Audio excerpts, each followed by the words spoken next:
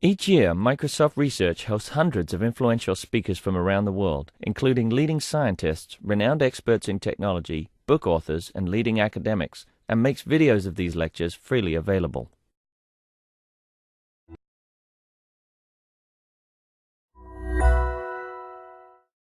Thanks so much for coming.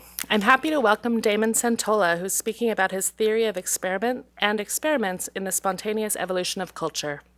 He is an associate professor at the Annenberg School for Communication and the School of Engineering at the University of Pennsylvania, where he's also the director of the Network Dynamics Group.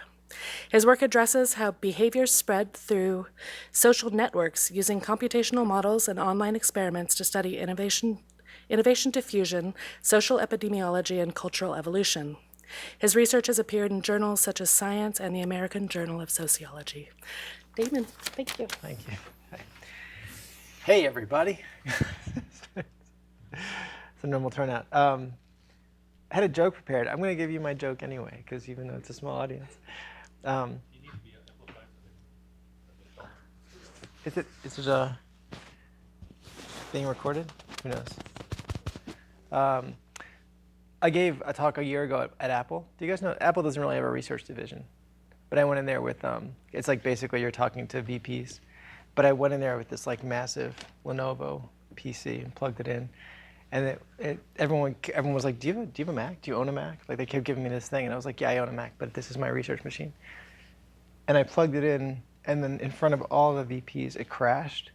And then the Windows symbol came up during the reboot. It was like, it's a great way to start my relationship with Apple.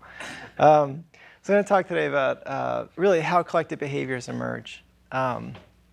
And part of the discussion is going to be about how social networks affect this. So, the literature and the discussions on this historically have focused on this kind of idea. You basically have a population of people connected in some kind of complex topology, and then you have a single individual who's sort of seated. Think of this like an epidemiology model. And that person basically spreads the contagion, whatever it is, to their neighbors in the network. And they spread it to their neighbors, and so on and so forth. And ultimately, it spreads throughout the population. So this is my work for the last, 7 or 8 years, has worked on these kinds of models. And the book that I'm working on now works on this kind of thing as well. What I'm going to talk about today is a significant departure from this way of thinking. So I'm not going to talk about diffusion as a process of spreading from person to person of a single kind of contagion. What I'm going to talk about is the way that norms evolve. And norms, unlike these kinds of contagions, aren't binary things. You don't just adopt or not adopt. I mean, a norm is something that evolves as people interact with one another.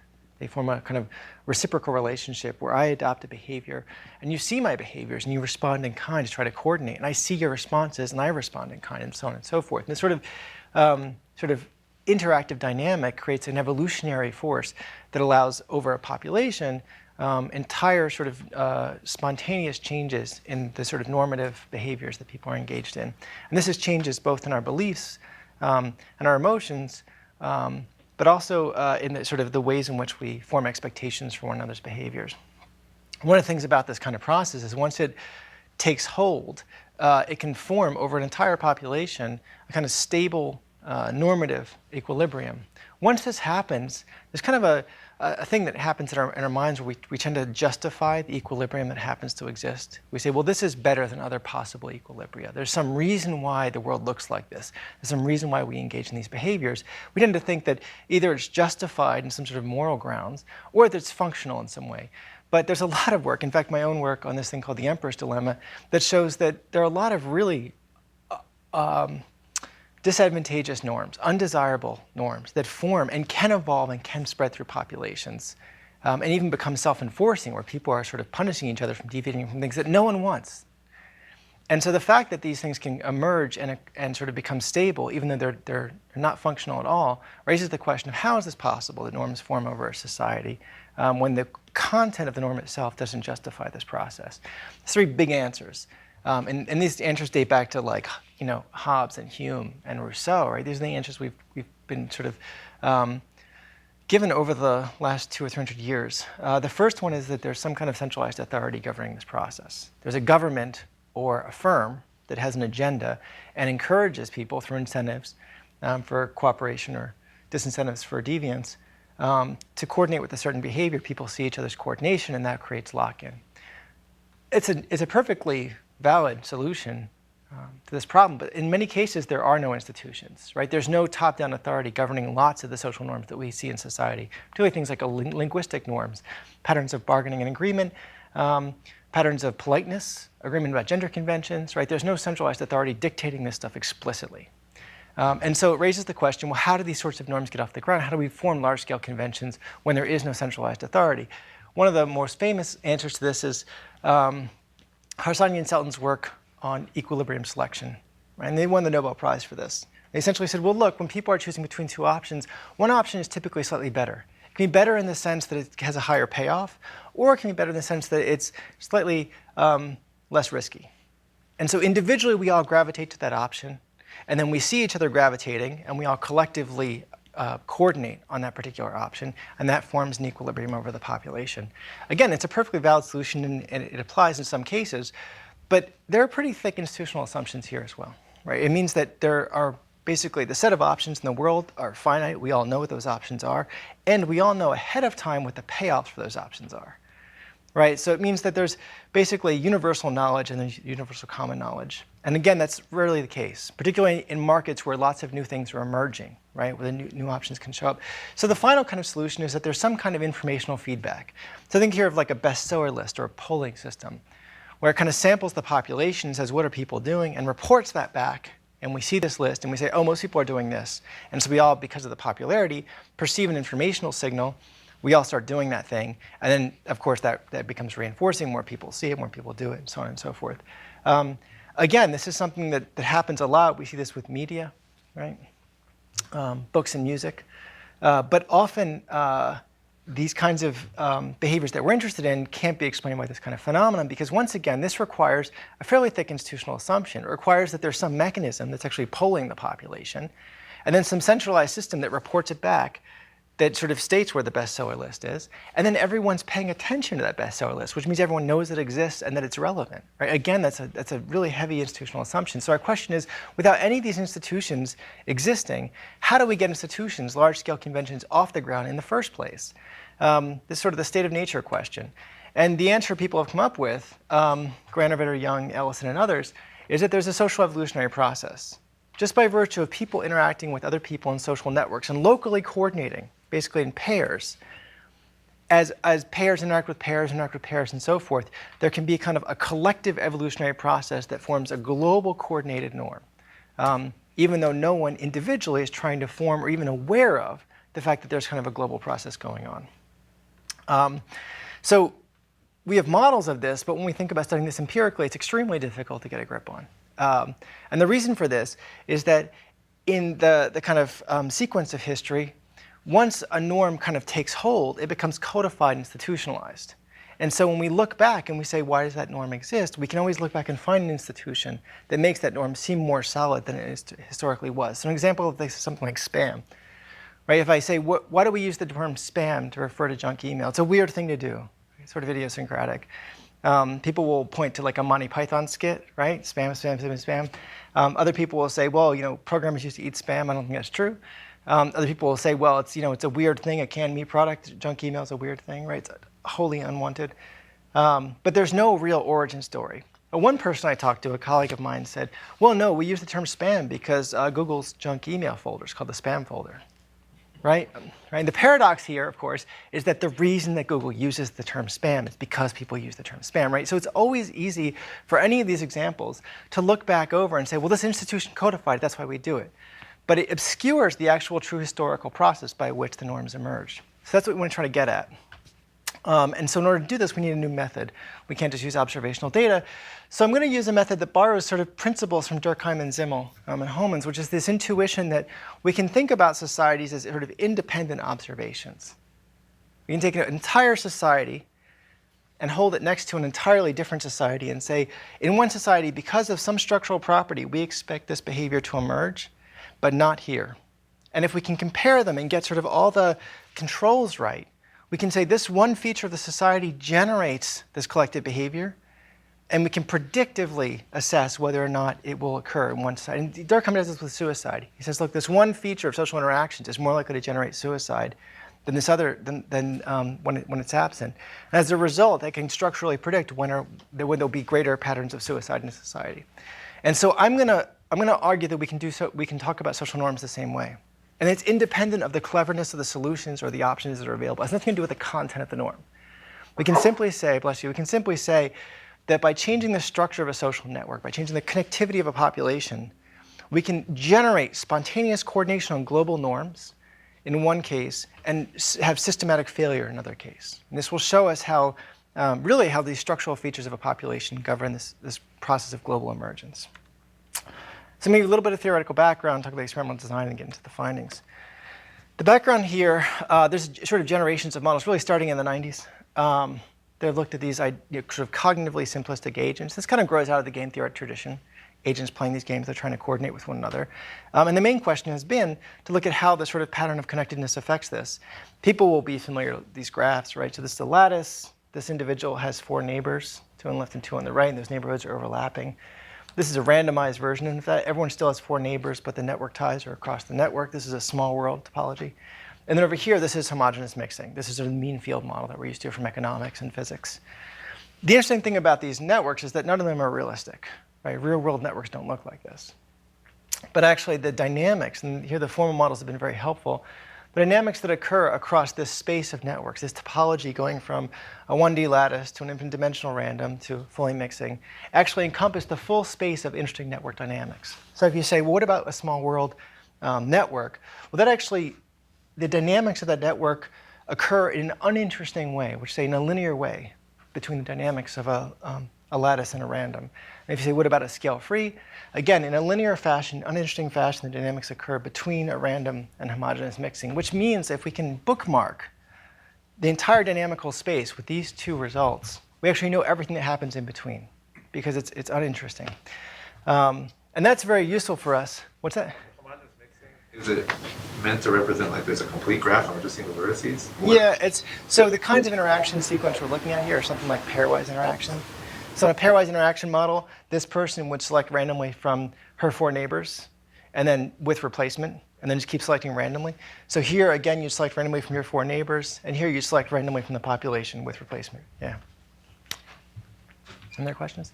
And so there's been some predictions about how these kinds of structures would affect the dynamics. And one intuition is, well, because people here have clustered neighbors, they'll be able to coordinate with one another.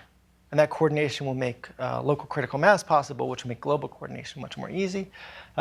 Whereas over here, people are still interacting with the same neighbors, but there's no local clustering, so that makes coordination harder. And over here, you're just picking people at random over the population. What will that do to the dynamics of coordination? So Ellison has a really nice model of this, which we can look at. Each person here is an individual. Sorry, each node is an individual. And you'll see the links light up as people interact with each other. But essentially, the network connectedness is the same as what we just looked at. This is a lattice, and this is the homogeneous mixing case. I'm just going to play for the dynamics of actors trying to sort of coordinate. And if they coordinate, they both turn red. And you can see what happens. You can see what happens over the course of the coordination process. So the links fill in as they interact. And when they have successful local coordination, you see sort of that area of red starting to spread around the graph. Over here on the right, you have interactions all over the network. However, because each person interacts on the next round with a new person, it's very hard to get a local norm off the ground. It's very hard to get coordination off the ground. And very quickly, you get coordination in the lattice, but not in the full mixing case. And this has been kind of the default intuition about how these kinds of coordination dynamics emerge and how structure affects it. Yeah. Were they coordinating something like a binary choice or a? Yeah, it's an A-B model. It's very much like in the Harsanyi-Selton tradition, right? This is kind of a risk dominance. So the intuition has been that local clustering and repeated interactions accelerates global coordination, and increasing connectivity actually slows it down. So where I want to push on this is with the concept of innovation. These models are actually, and Montanari and Saberi, you know these guys at Stanford, right? So they actually work on this too, kind of extending the Ellison. They call this innovation diffusion, right? And I think that's interesting because there actually are no innovations in this space. These are just two options that are competing with each other. And I started thinking about this really behaviorally and wondering what would happen if individuals actually could engage in some sort of co-evolutionary process where someone chooses a behavior and the other person responds, completely in an unbounded way, where they can either choose the same thing or choose something totally different, and they can adapt to one another's behavior and really introduce new innovations into the space. Well, intuitively, once this happens, the dynamics now have a different sort of character to them because it means that new options can show up anywhere in the network at any time. And this means now that the network structure in terms of the smallness of the world actually should matter for affecting global coordination, because it's not just a matter of local coordination that matters, but also that the ideas that are present in the population need to be able to reach everyone else in the population. So having greater connectivity might actually facilitate the process. So I want to reformalize it with a couple of principles. One is that there's no a priori limit on the number of alternatives. So basically now, instead of having two options, you have an ecology. You have people introducing options continuously. And they may not. They may decide to just choose one, but they could, in principle, keep introducing options. And that's not just sort of at the beginning of the study, but continuously means even at the end of the study, the population of options can increase instead of decrease. The expected payoffs are the same for all options. That's important because, again, before the fact, we have no idea what's going to be a good song or a bad song, what's going to be a good show or a bad show. So we don't know ahead of time what the payoffs for the options are. We have to learn that through social interactions. Individuals attempt to coordinate locally. This is important because, the classic example of this, I'm like driving on the right, driving on the left, right? You don't care what people are doing in a different city in terms of driving on the right, driving. You care what people are doing on the parts of the highway that you're driving on. Right? Coordination is fundamentally a local process. And so we want to think of it that way, which means that no one has any information about the rest of the world. And they don't care, quite frankly. They're just trying to coordinate locally. And our question is, under these very sort of difficult assumptions, with no limitations of what people can do, they only care about their local interactions, and they can change at any time. Under those assumptions, can we really get global coordination without any institutions? Is it really possible for it to just emerge endogenously? And so we formalize this in terms of a name. This is based on a Wittgensteinian naming game in which he has this idea that basically two people are looking at an object, and one person points and says something, and simultaneously the other person points and says something. And the question is, well, will they wind up saying the same thing? And of course, they're able to learn from each other, and they evolve an answer, and then through trial and error, ultimately coordinate. Our question is, well, two people can figure this out, but how does a population figure this out? Because as I'm trying to coordinate with one person, I'm also coordinating with other people who are coordinating with other people, and so on and so forth. And what does this do in terms of the global population? So people have been trying to work on this empirically. This is work out of Sony Labs. I used to put this slide up and say it's top secret, but then someone in the audience once was like, that's no longer top secret. Everyone knows about that. So everyone knows about this. But this is essentially two robots playing the Wittgensteinian naming game. Right? They're looking at the objects, they're trying to name them, they're pointing. And it's interesting stuff. You learn something about these dynamics and maybe about how computers can mimic language learning in humans. But it doesn't tell you much about our question, which is, doesn't tell you about how the global dynamics of coordination emerge, because this is just binary interaction. So I'm going to talk about the strategy I've been using with the experiments. Oops. Hello? Oh, now you can hear me. And there's been a couple of sort of challenges historically in doing this kind of work. One is that this is a big deal, actually. Most of the work that's been done on this is in small groups, laboratory groups, sizes of like between 2 to 6 people, sometimes up to 10. And it's actually really interesting work. They put people into kind of a room and give them a game, but give them no language to use to communicate with one another. And they have to invent a language to coordinate in solving some problem. And people are actually really good at this. And it's quite interesting to see how the languages evolve. The problem with studying those kinds of real evolutionary dynamics is that even with 6 people, it takes a long time and it's hard to do. What the models are useful for here is they show that if you look at populations that are smaller than some critical threshold, in this case the critical threshold is about 20, the dynamics are exactly the opposite, below 20 as above 20. Which means that if you study small group dynamics, it tells you something about small groups, but those results systematically do not generalize to large populations. This can seem like bad news, because it means we have to wipe all this research off the table. It doesn't mean that. It just means if we want to understand how these things generalize, we have to study larger populations. But there's also really good news here, which means if you want to understand 61 million people, you don't need a data set of 61 million people. In fact, you just need to have a data set that's larger than that critical point, and in theory, those results are generalized to larger populations. So people have tried to do larger scale experiments, but the real-time decision making usually typically involves kind of a game theoretic setup. People have an A-B choice, the payoffs are known, there's incentives for global coordination, which is interesting stuff, but it brings us back into the space of not really being able to study the evolutionary dynamics in sort of a free and unbounded way. Yep. Right. Goofy question. Don't have to spend too much time on it. When you said the dynamics are exactly opposite in groups over and under 20, Yeah, what do you precisely mean by that? Sure. What I mean by that is that there are conditions I'm going to show you where there's divergence in the conditions. Below a certain size, the two converge. And so that divergence only shows up above a certain population size. And that divergence generalizes from 100 to 100,000 to 100 million. Yep. So if you want to study the real-time evolutionary dynamics of people making real decisions, and you want large scale, people say, well, that's what big data is for. That's what we use. That's the whole point of big data, is to be able to do that. Sure, it's true, you have those data, but the problem is now the data are uncontrolled, which means if there were institutional influences, you couldn't eliminate them from these data sets, nor could you understand in a systematic way how the pattern of connectedness was affecting it, because these are all just observational data. So if you want to get at causality, you need some way of studying in a controlled and reproducible fashion how different structures of a population are going to affect these different collective outcomes. This is where reproducibility comes in. This is a standard, a criterion for social science research that's rarely been, worried about. And the reason is because even getting any of these is hard.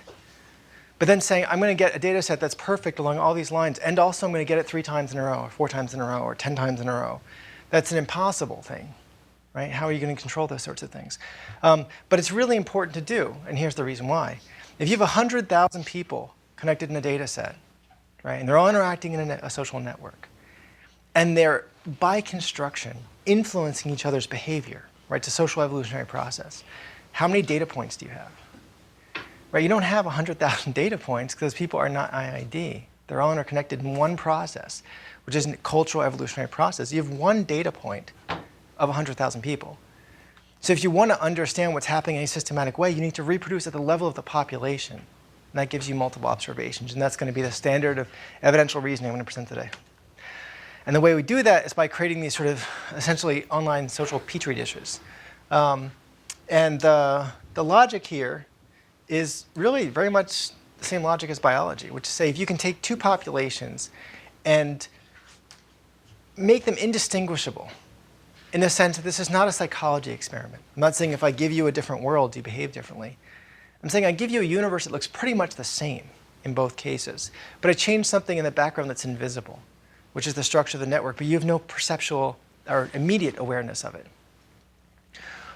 Does that therefore grow a systematically different collective behavior in one world than another world, even though you don't know that there should be a difference? And this, to me, is really important because in our daily lives, I know people are excited about the fact that Facebook has some kind of hairball, image that's the network. But the truth is, you pretty much know who you're connected to, and you kind of know who they're connected to. But beyond that, you have no idea what the network looks like.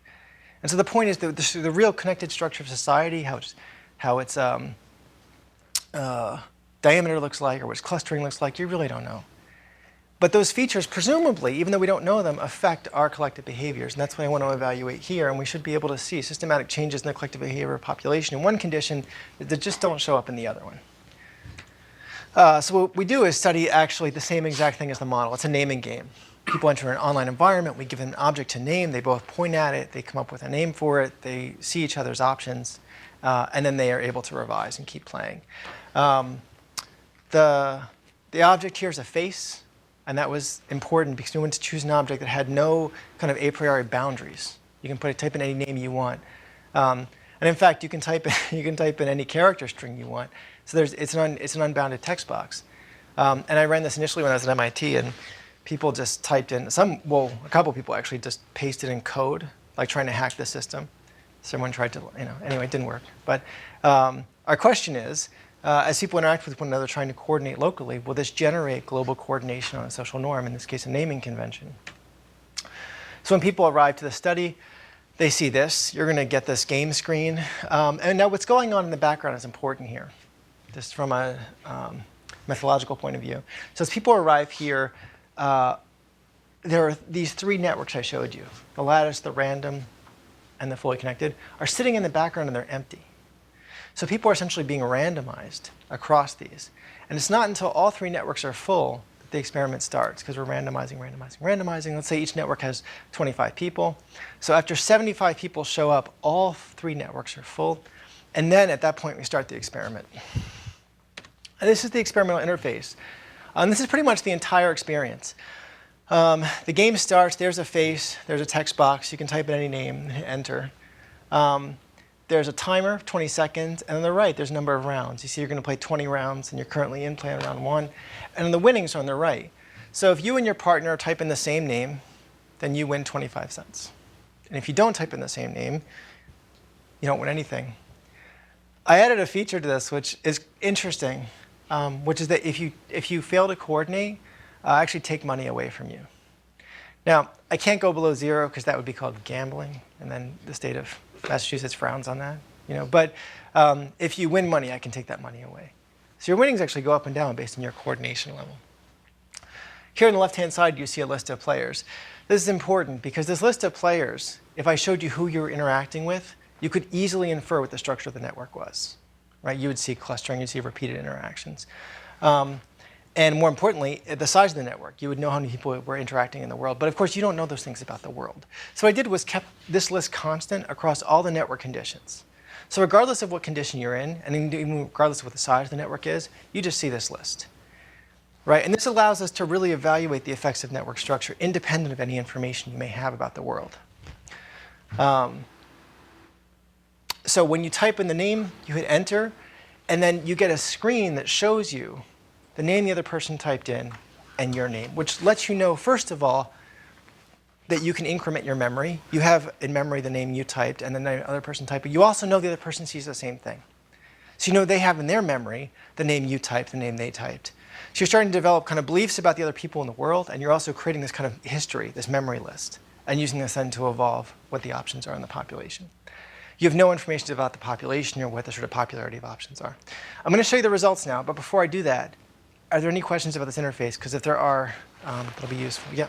Are they allowed to type in instructions like, let's call this girl X? It's complete, and it's literally unbounded. I mean, I guess it's bounded by the number of atoms in the universe, but you can type in anything you want in there. Yeah. And people did. People said things like copy me, Simone, right? And then the interesting question is, well, if people do these kinds of cheating tactics, how does it affect the dynamics? Right? Is there anything to prevent gaming this in a way? And I would think there could be some prior agreement or agreement that comes throughout this that everybody's going to be called Randy, and we'll just everybody types Randy all the time. Yeah, well, that goes to the question of how do I select subjects? So people were selected from the World Wide Web. So it wasn't like I just got a bunch of grad students to come and play, right? I mean, for testing purposes, but not for data. For data, I actually took out ads in this in a commercial journal, which is a really expensive way of recruiting subjects. But you basically get people from all around the planet, and there's a kind of a workload-intensive recruitment system that I use that winds up, because part of the challenge here is to coordinate. You have to have 75 people online at the same time in the same 5 minutes actually caring and engaging in this game. And that's actually hard to do. For those 5 minutes, it's just those people and just this one Exactly, photo, yeah. And then they go their separate ways. Go their separate ways. Play again. Yeah, and there's no personal identifying information, something they can figure out. And if they did happen to know someone in this space, they wouldn't, yeah. So we have a problem. We have a thing here, UHRS, which is our internal Amazon Mechanical Turk. Uh-huh. And one of the big problems that we have is that people coordinate with each other that are sort of Mechanical Turk people, in particular around finding easy experiments or communicating ways to game experiments. Was this something that you sort of worried about or thought about? It wasn't because of my recruitment strategy. I think if you're recruiting from the same pool again and again, that becomes a problem. And we did find this later on. There was another set of experiments that I'll talk about at the very end, stuff we're doing now in collective intelligence. And we ran a bunch of trials across this large population. And then we were curious. We wanted to go back and redo one of our trials because we had a question about what happens if we change this or that. And it's just kind of a robustness test. It didn't really matter. But we ran it in one of our same populations. We re-recruited from the same place. And the behavior was really different. And we were is this because of something we did? And then we actually saw, because there was chatter, I think we used Reddit or something. You actually see there was Reddit chatter. about, oh, I've played this game before and this and that. And we were like, okay, so this is why you don't re-recruit, right? You just like use a different population each time, and like, yeah, that allows you to do that. But I think that is kind of a consistent problem. You have people playing the same game over and over again, the same population being recruited over and over again. Yeah, so our problem in particular is that people, like real life people, are coordinating because they know each other to like do our experiments. Yeah, no, I know. So yeah, but I guess the strategy sort of like and so my strategy for solving that problem has been to target as many different recruitment environments as possible and just mix it up. You know, like go here, go there, and try to get sometimes all of them together. Right? If we're doing a big recruitment, get this whole, and they're going to be randomized, right? So that makes it much, much harder for anyone to coordinate with anyone else. But this was the only time I actually had a problem with that was when I was doing the beta testing. When I was just getting it working, I ran it with some undergrads at MIT, and you could tell that people like on the very first round put the same thing in, and then just coordinated the whole time. And you're like, okay, those people are probably like roommates, you know. But it was just beta testing, so it didn't matter. Okay, there's no more questions. Yeah. So after I send my choice, how many neighbors do I see? So you're interacting now in pairwise fashion. So basically from your neighborhood in the network, which is either a lattice or a random or homogeneous mixins. It's chosen at random, right? You were choosing at random one person that you're connected to. And of course, in the fully connected, you're connected to everyone. But choosing one person that you're connected to and saying, okay, now you're in a pairwise interaction with them. You see what they put in, they see what you put in. You either win money or you don't. And then you start over. Now you're in another pairwise interaction. No, you don't. And because if you did right here, right, that would show we ran a version. Like you just highlight the bar and say this is the person you interacted with. The problem is if you do that, then you have information about the network. For example, you can see who they're interacting. You're like, oh, this person, these two people, or these people are interacting with each other, so on and so forth. That would confound the idea that it's not the topology doing the work, but information about the topology doing the work. So we eliminate information about the topology and just say the topology itself, what kind of work does it do? So you don't know whether you're interacting around two with the same person that's right. that's in round one or a different person. That's right. Yeah. Do you ever see people volunteer their own ID or own name or own identifier together? It's my own name. No. There's a lot of really interesting behaviors, but no one says my name is. People do the kind of thing you're saying when they're saying let's coordinate on, right? And there's other kinds of cheating things, which I'll show you when I show you the results. You'll see people try little cheating things like they type in categories instead of names, right? Like blue eyes. It's like that should be a, you know, but no one ever says, hey, my name is Damon. You know. Was there another question here? Yeah, I was sort of interested that you actually put a list of players, because if I was playing a game like this, I would infer that there were 10 people in the network incorrectly. Yeah, no, but so there were 10 players, so I was curious about why you did that. I did that, well, because we ask at the end. And this was an important check, both on the soundness of the design, but also on exactly that intuition, which is, if I show you this list, do you make an inference now about how many people were in the population, right? And then the question was, across different conditions, and I'll show you some of the different conditions we run, how different were the answers in this sort of exit survey? And the exit survey questions were, you know, was there a coordinated answer? What was it? How many people did you interact with, and how many people were in the population? And by the way, just to sort of fast forward, the results were robust. In fact, across all different conditions, you got the same answers. And some people guessed wildly, and the answers were as wild as you could expect. Some people had hundreds, some people said one, some people said nobody, it was all robot. Like everyone just typed in all kinds of stuff. My favorite was that there were a couple people who just typed in, how could I possibly know? And I was like, well, yeah, of course, and you can't, right? But like, yeah. All right, so one of the advantages of doing online experiments is that at this stage, most people would show you a regression table. Yeah. Sorry to keep asking you. Yeah, but you want to go back to the slide? No, it's okay. Do I have to wait for my partner, basically? If I'm quick, do I have to wait? Yeah, this was something we had to design. Actually, this took a couple months of building because we have to get this kind of, it's in a network. There's this pairwise system of matching. And then you can imagine all kinds of funky things happen, like someone gets left out, right? They just happen just by random chance not to get matched, or they're very slow. And so other people play and then other people finish and they're left by themselves, in which case the game hangs, right? So we actually had to build a system, and the engineers that I have working with me at one point were like, you know, we should publish a paper on the system we just built, because it's a really cool, it's extremely robust. And we run it like... The purpose of my question is the following. If I have to wait, maybe that waiting time gives me information of the partner I have. like I remember this quick guy or that is the slowest guy. I always somehow see this guy. If I have to wait, it could be the case. Yeah, it could be the case that you had a slow person, but some of these networks, like if you're interacting with 20 people or 24 people or even more than that, these games, they only take about 4 minutes. It's hard to imagine that you would develop that much of an inference over that short of a period of time. So there's a possibility for leakage, but you don't think it's significant? I think that inference is a bit strained, but I also, again, then I can just invoke the methodology and say, right, but because of experimental randomization, it's going to happen equally in all conditions, and so we're not worried about it with these results. Also, it seems like you're unlikely to see a person for a second time. Well, if you're in a lattice and you only have 4 neighbors, okay, then you'll probably you'll see them more than once. So I'm going to show you the results for the lattice, the random, and the fully connected. And what I'm not going to do is present to you like a standard social science thing where I give you a regression table with stars, right? One of the beauties of the internet experiments is I can just show you, you're supposed to not do this. I'm going to show you the raw data. I'm literally just going to play for you what happened. And it's one of the beauties of this kind of data, I think, because the actual time series has so much rich information in it, way more than you can present in a paper. And you can actually just see it unfold. Yeah. The middle one, the expander graph, you still only have a few neighbors. The number of neighbors you have in the random and the lattice is the same. The only thing that's changed is the diameter. So you're resampling neighbors in both of those two, not in the third case. Well, in the third case you are also, but your neighbors are everyone. Right. I mean, the third case, you're unlikely to get a lot of repetition, but both of the first 2 cases, that's right. Plenty of repetition. Yeah, and so what we're doing is kind of, it's not exactly a multi-arm trial, but it's almost like that, because you're saying, all right, what happens if we hold degree constant but vary topology? And it's like, okay, now we're varying, diameter's about the same, and now we're varying degree, right? We're changing these things. So this is kind of like the simulation I showed. So each node is a person. As they interact, the nodes light up. But again, now they have an unbounded set of options. So what's going to happen is when they choose an option, they're going to light up a color.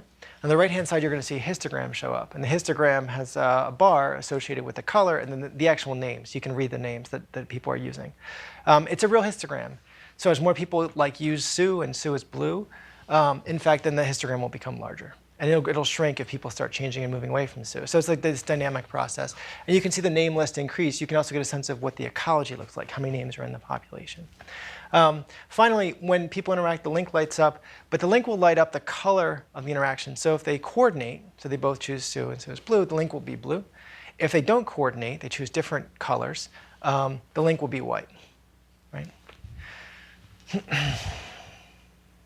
These are real data. I've had people, I show these to people, and afterwards they're like, those simulations you showed at the end?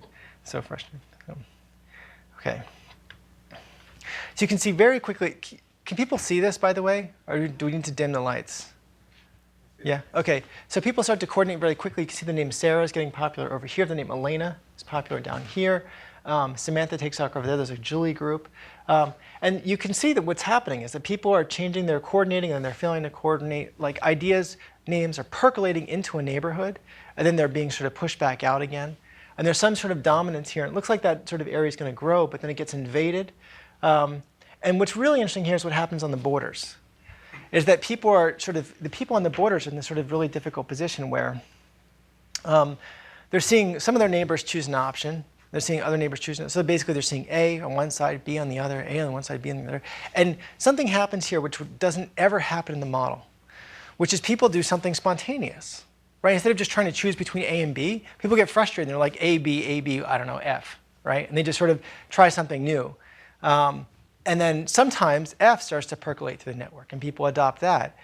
But then these people wind up coordinating back with their neighbors. So then they're back to A and B. Meanwhile, F is percolated across the network. And so unlike a diffusion process where there's this sort of swath behind a spreading contagion that everyone has adopted, here, a contagion can spread through the network, but then its path or its trail gets eliminated by the coordination of the intervening people. And then it can show up far away in the population. This is exactly how innovation diffusion works, right? We find these independent innovations showing up in these places, and in between those two places, we have no trace of it. But it sort of takes hold in these different regions. And what's so interesting is that it's a very organic and real process. It's a real life process. And we can replicate it in this kind of sort of clustered environment. The most interesting thing that happens, of course, is that we fail. We fail to get global coordination on the population. In fact, what we get are these groups, these competing group structures, this group, that group, that group, that group, with these boundaries. This is very much like what we see in real geographic networks. Right? We see things like soda and pop and Coke being used regionally. And across these boundaries, people typically have to either try to coordinate with one or the other, or they stay on one side. This is particularly interesting because a lot of scholars, when they look at these kinds of boundary effects in like ethnic diversity and linguistic practices and also in cultural practices, tend to assign group identity to people. They say, well, the reason people do this kind of thing, the reason we see these boundaries is because people have some sort of sense of belonging. But of course here, people have no idea what these boundaries are, and they have no idea that they're members of a group. Nevertheless, these group structures just sort of emerge as a function of the social network. Is there a question? Yeah, what order are these listed in, all of the ones that are... Right now, they're ordered, I mean, there's some, originally they were just showing up, and then they get reordered based on their popularity. So the most popular one's the top, Elena. So popularity, but within that order in which they appear? The sequence, yeah. And this is what I was talking about. You see, like, these gorgeous, sexy, beautiful, they appeared in a row. blue eyes. Didn't catch on. Didn't catch they on. Must have engendered, one must have caused the next. Well, there's probably a sequence of responses, right? People are trying to engage. And there are some here where people did really kind of creative things. Someone said Francis, someone said Sharona, and someone said Farona, right? They're like they did sort of synthetic combinations of phonemes, trying to sort of coordinate with one another. And in one of them, someone literally typed, to your point, someone literally typed copy me, Simone. And then someone else typed Simone, and then someone else typed Simone spelled differently, and then someone else, right? And so they kind of, it evolved a little bit. But what's important about this is that regardless of their attempt to outsmart the system, the structure dominated the dynamics. So it's not as if, and this is the key point, it's not as if there was a particularly clever solution that could solve the problem. The structure wouldn't let the problem be solved. Did anybody ever offer multiple choices to try to sort of say, you know, A or B? I'm seeing them both. Can they say like choose Francine or Sharona? I'm sure at some point there's a lot of stuff. I mean, the guy who typed in code, it was like when I displayed it, it was just, you know, it took up 8 lines here. It was just, you know, it was basic. But I don't recall ever seeing that in particular. But I mean, I think that it would go to the point here, which is that it wouldn't affect the dynamics being those kinds of choices. So our question then is, by putting people into a network with a lower diameter where it's easier to sort of communicate, does that make the problem easier to solve? It's harder to see the structure here because there's no geographic structure of the network. But if you look on the right, you can see the histogram, and the size and the number of groups tells us something that, you know, about the ecology and what that ecology looks like as compared to the spatial network.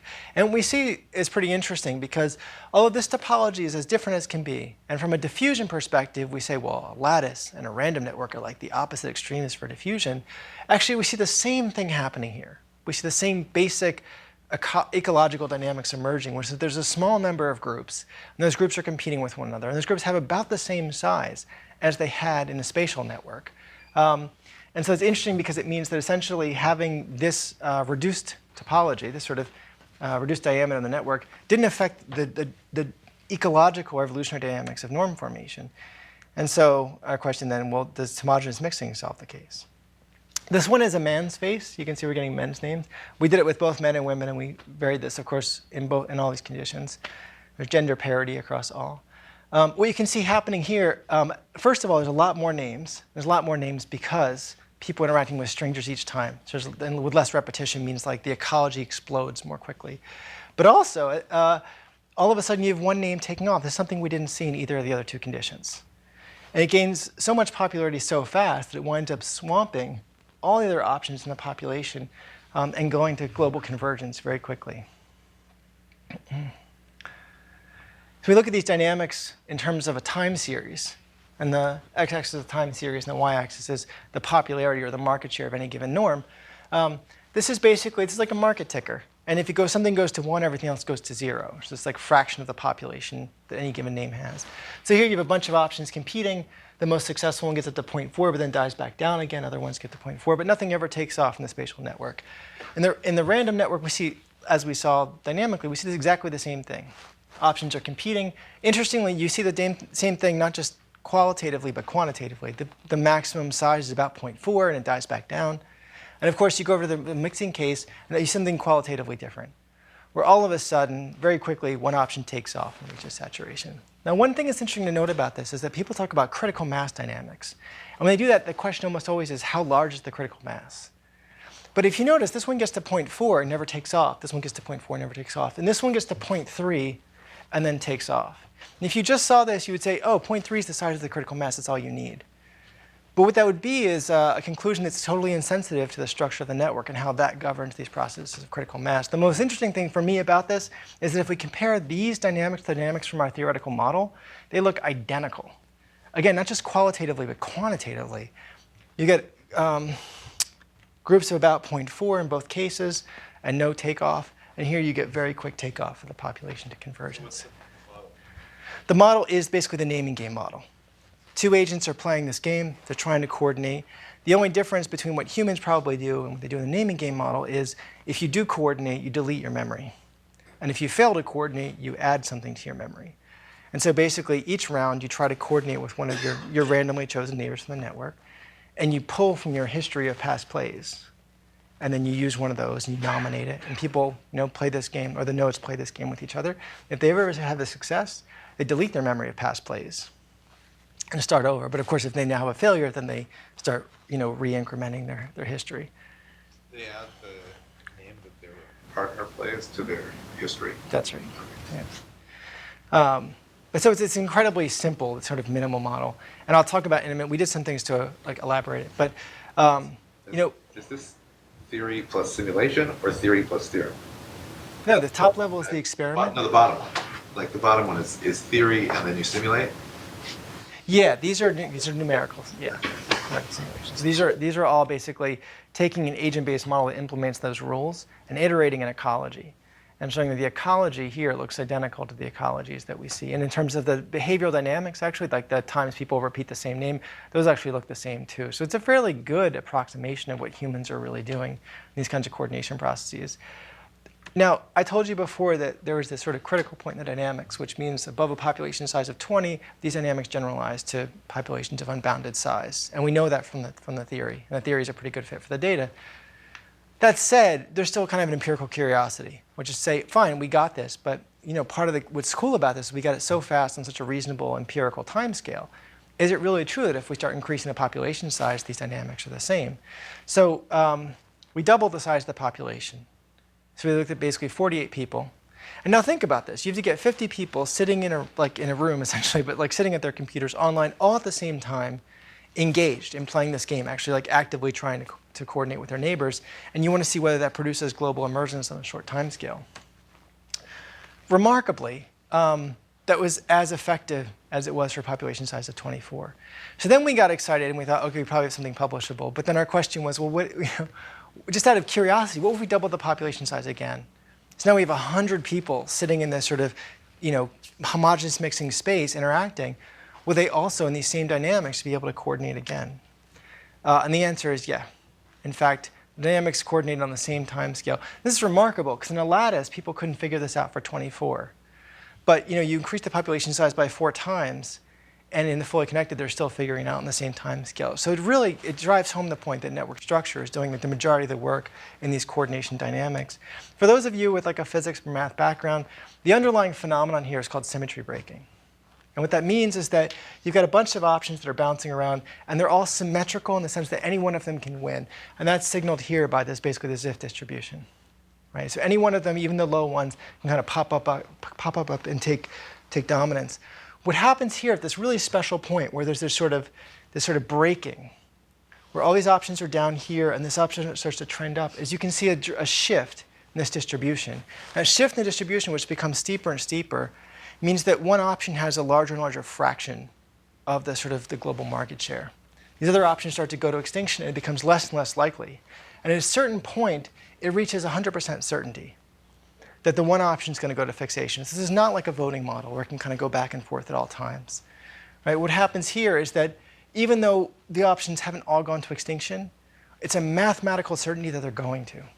And symmetry breaking is a very cool thing. We discovered this. A couple people have won the Nobel Prize for this at the subatomic level. It's phenomenal to see. This is exactly what the models predict, but we see this same symmetry breaking dynamics in human populations. And when we compare them side by side, and we say, here's our spatial and our random networks compared to our homogeneous mixing networks, it's a demonstrably clear and causal pattern, right? I put this, that we published in Proceedings of the National Academy, and this is one of those few papers that was like, in PNAS, you can make a major classification and a minor classification. So the major one was social science, the minor one was physics. That rarely happens. But I was obsessed with putting a p-value in. And my colleague on this paper, Andre Baron-Kelly, is a physicist. And he was like, a p-value? Why do you need a p-value? Just look at it. Like, what do you need a p-value for? And he's right. I mean, just the evidence is manifest that there's a clear underlying effect of network structure on generating, let's say, to create a winner-take-all society. Yep.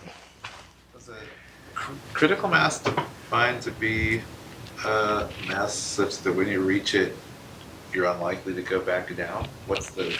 Well, the technical, I mean, what's your definition? people misuse the term, like Everett Rogers misuses the term, right? Yeah. But the actual technical term would just mean Working definition.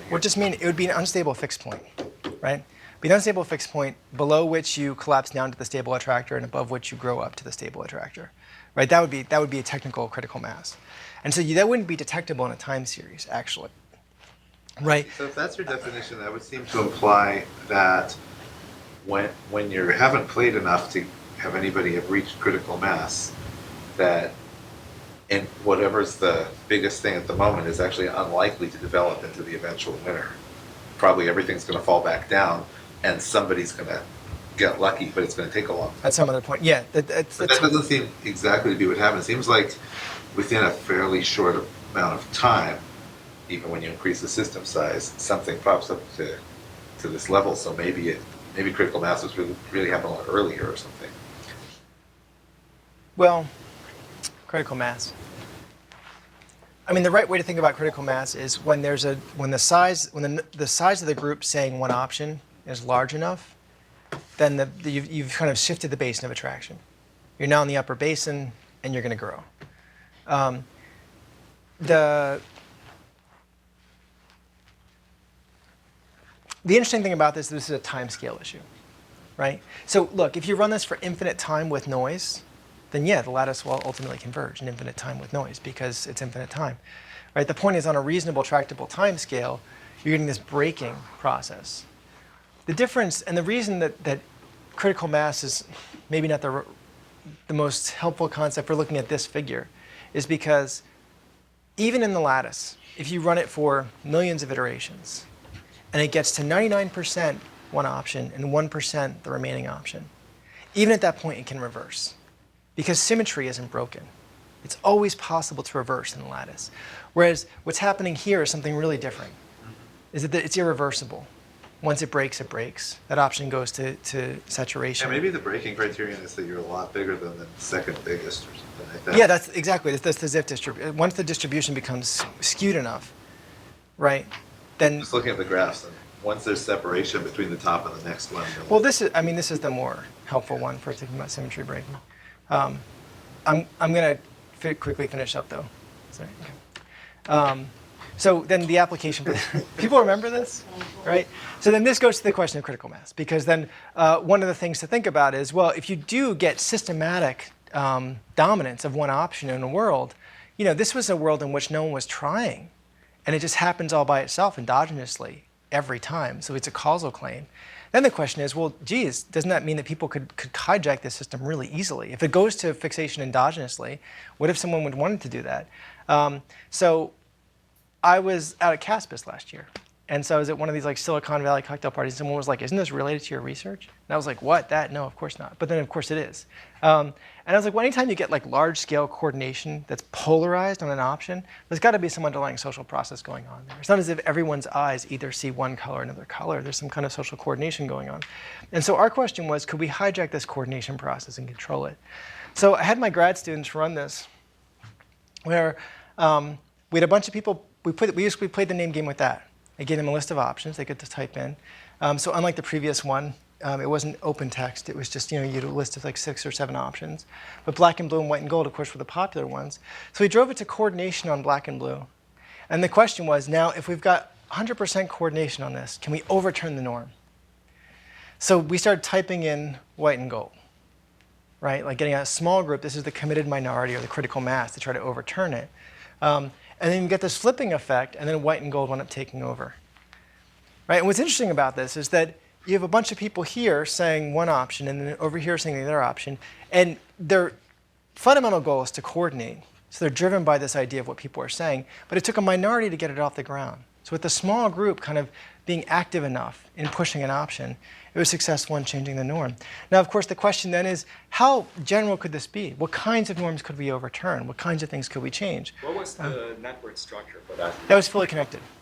Yeah, and that's important because that kind of, first of all, the global convergence really only happens there, but so getting shifting also is important for that connection, that connectedness. So I gave this talk, where was it? IPAN. You know IPAN? Institute for Applied Mathematics at UCLA. And someone in the audience who looked like that guy said, white, blonde, said, you can get this for names, but you're getting names that look like the people. Like you could never get a name like, and he said like a minority female name for himself. You never get a name like that for me.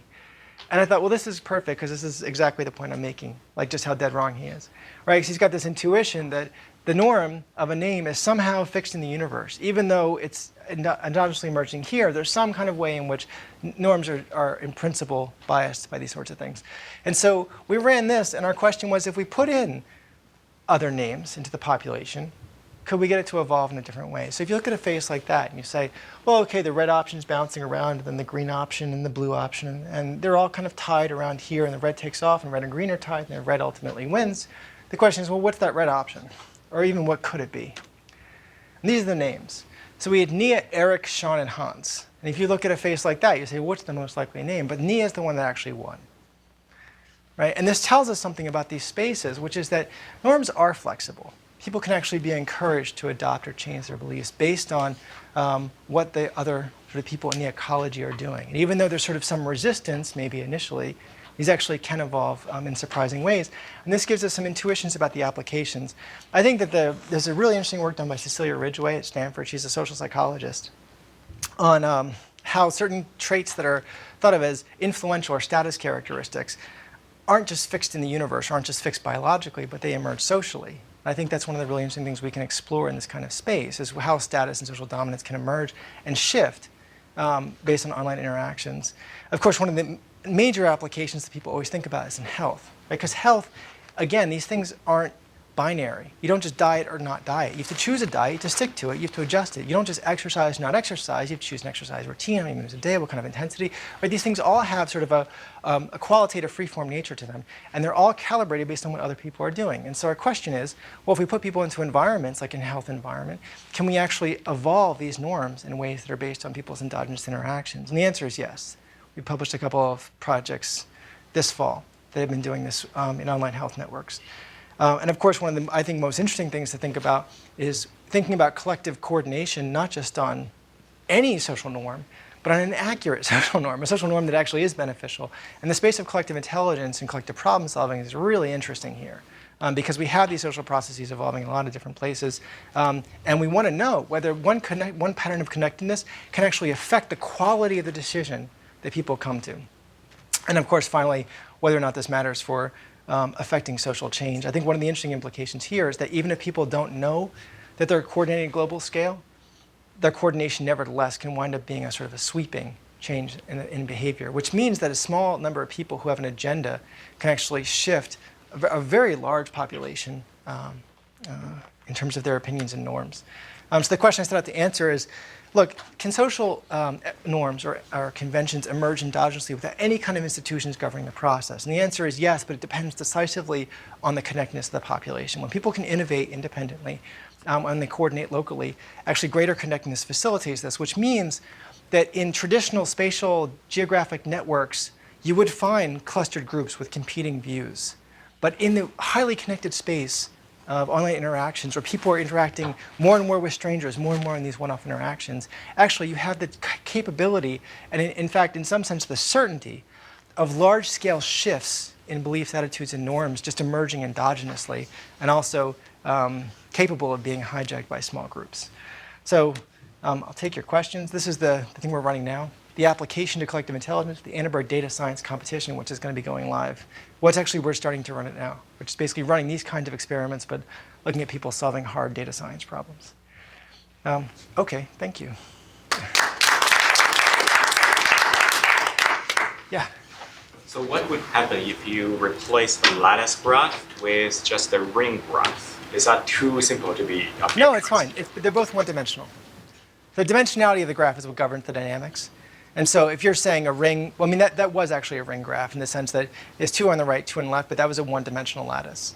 So the dynamics are the same in a one-dimensional and two-dimensional lattice. But if you're just saying one neighbor on each side, the dynamics are the same as having 2 neighbors on each side, and so on and so forth.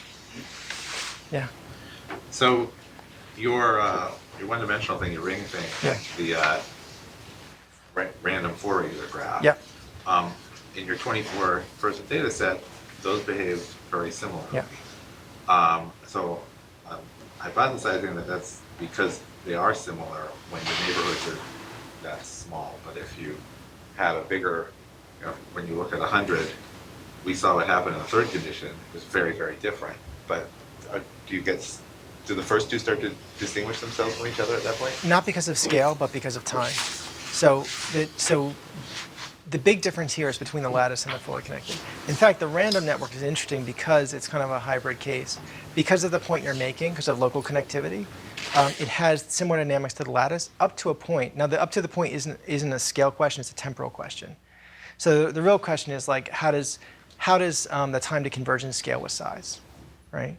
And it's like n with the lattice, but it's like root n with the fully connected, and it winds up being like root n with the random as well, because as you play for a little bit long, you actually can get symmetry breaking out of the random network, and so the small connectivity is actually fighting against the diameter, and so as the diameter gets smaller and smaller, you actually tend toward dynamics that look more like the fully connected network. Yeah. Any other questions? Well, thanks, guys. Thanks for coming.